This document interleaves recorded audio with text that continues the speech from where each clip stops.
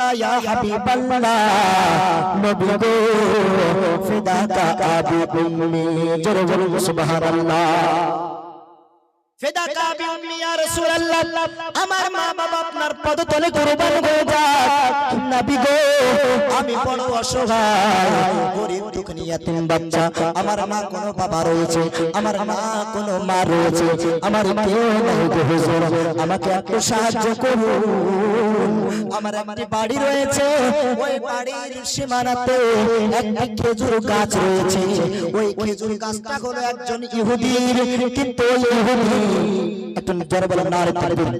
নারে রিসালাত একজন ব্যক্তি তার বাবা আত্মীয় স্বজনের জন্য 500 টাকা বাচ্চার দিয়ে জন্য দিয়েছেন সকলে বলেন আমিন আল্লাহুম্মা আমিন আল্লাহ তাআলা তাকে কবুল করুন ওই এতিম বাচ্চা বললেন হুজুর আমার এই গাছটি ওই রাস্তার সীমানার মধ্যে পড়ে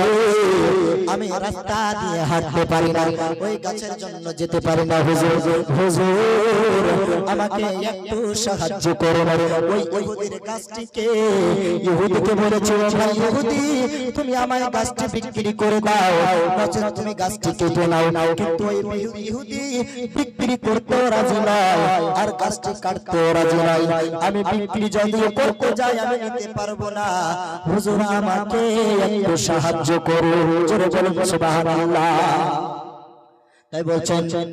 যে ছেলের মাতা পিতা বয়ার